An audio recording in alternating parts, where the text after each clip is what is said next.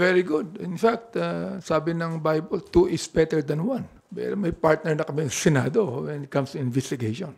Walang kaso sa House Quad Committee kahit pa magkasa ng sariling investigasyon ang Senado ukol sa war on drugs ni dating Pangulong Rodrigo Duterte. Pero kung si Senador Bato de la Rosa ang mamumuno rito, tahasang sinabi ni Quadcom Co-Chair Bienvenido Abante Jr. na sa kanyang palagay, hindi umano ito magiging patas.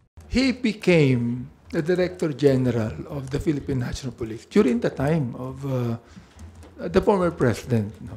Just imagine, he was only a Brigadier General all of a sudden. Nagdagdagan siya ng star, no?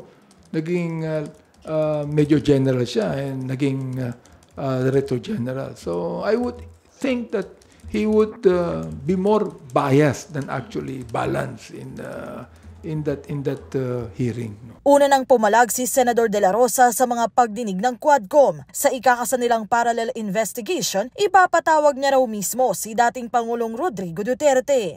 Si Senate President Pro Tempore Jinggoy Estrada, pabor din dito. Anya sa ngalan ng hustisya at transparency, mahalagang mapaharap sa gagawing pagdinig si Duterte, lalo na't importante ang kanyang magiging testimonya sa issue. Sa ngayon, isa naman sa mga nais busisiin ng House Quad Committee ang naging money trail ukol sa umunoy reward system noong drug war. Hinala kasi ng ilang kongresista baka nagamit ding pampondo rito ang Confidential and Intelligence Fund ng dating presidente. Matatanda ang sa testimonya ni dating PCSO General Manager at retired Police Colonel Royina Garma. Ibinunyag niya na may pabuya umanong ibinibigay sa mga pulis noon tuwing makakapatay umano ng drug suspects at ang cash reward ay idinadaan sa bangko. Dahil dito, humihingi na ng tulong ang Quadcom sa Anti-Money Laundering Council at sa Commission on Audit at inaasang matatalakay rin ito sa susunod nilang pagdinig. We'd like to find out kung magkano confidential fund na nakuha in the years that the former president was president.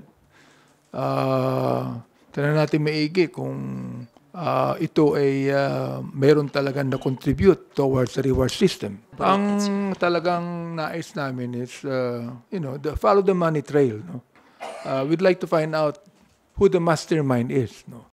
Itinakda ang susunod na pagdinig ng Quadcom sa October 22. Mel Alas Moras para sa Pambansang TV sa Bagong Pilipinas.